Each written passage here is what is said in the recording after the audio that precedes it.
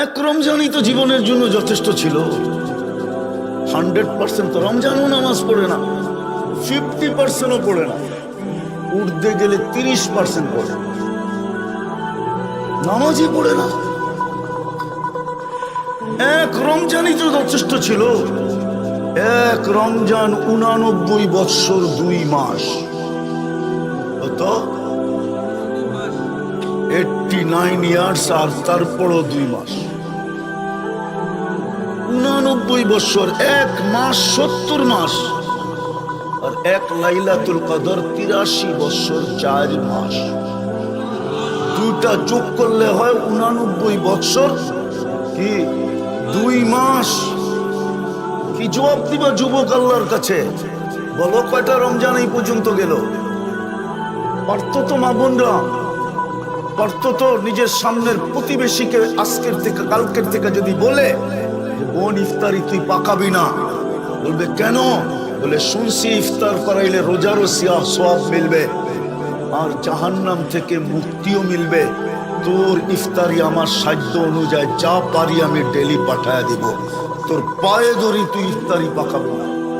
এলে ওই আগের ঘরের মাও বলতো, বোনও বলতো তুইও পাকাইস না, তোরটা আমি পাকায় পাঠাবো, আমারটা তুই পাকায় পাঠাবো। একটা পরিবেশ তৈরি হইতো। এক ডোক পানি দিয়া, এক ডোক চিনেন?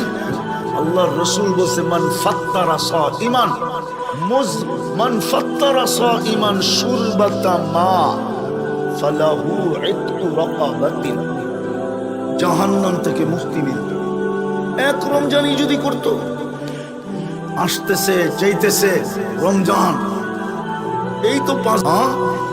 পর্দা তো মহিলা করবে না, এই বাজারের হোটেল পর্দা করবে, ঠিক না? না করবে না? কি জবাব দিবে কালকে আল্লাহকে? বুঝলাম কামাইলো রমজানে পর্দা দিয়া হোটেলে, রমজানের পরে যদি একটা অসুখ লাগায় দিল আসে। আমরা ঢাকা শহরে চিনি প্রত্যেক শুধু ফুড পয়জন। ফুড পয়জন বোঝেন? দাওয়াত খাইছে, ফুড পয়জন হয়েছে, স্কয়ারে যায় সকালবেলা 5টা দিয়ে আইছে বান্ডেল, 5টা চিনেন? 50-এর বান্ডেল না, লাখের বান্ডেল। আল্লাহ পারে এক রাত্রে 5 বান্ডেল খাওয়ায় ফেলতে? না পারে না? না পারে না? আল্লাহর হুকুম মানলে তো বরকত দিবে আল্লাহর ওয়াদা। 1 মাস যদি হোটেল বন্ধ রাখতো, 11 মাস যদি বরকত দিতেন, আল্লাহ তো বলে ওয়ালি বরকতিলা নেহায়া, আমার বরকতের কোনো সীমা রেখা নাই। কিন্তু হোটেল আলা তো ভাববে আমার লস হয়ে যাবে, ঠিক না? পর্দা দিয়া চালাবে, ঠিক না? হায় হায়, এই জন্যই তো আলী রাদিয়াল্লাহু তাআলা আনহু বলেন রমজানের দিকে তাকাইলে আমার মন 100-তে 100 বলে যে আল্লাহ এই উম্মতকে শাস্তি দিতে চান না, না, না। যদি বুঝতো আমার জাতি, তাহলে পয়সাওয়ালারা গ্রামের পরে গ্রাম আইসা বুক করতো।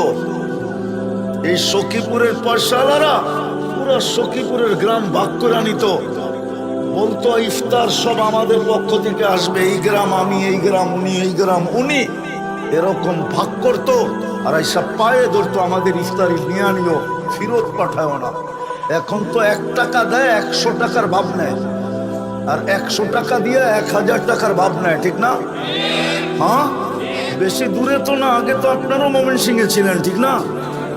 টাঙ্গাইল তো হইলেন অল্প কয়েকদিন, ঠিক না? কয়েক বছর আগেই নুরানি ফ্যাক্টরিতে জাকাতের কাপড় আনতে যায় 27 জন মারা গেছে।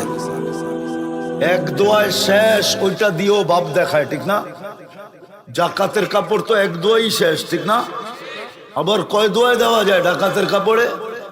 আমরা তো ঢাকা শহরেই বড় হয়েছি, চিনি তো কোন জায়গায় জাকাতের কাপড় বিক্রি হয়, কারা বিক্রি করে চিনি তো। এমন না যে চিনি না, এরকম না।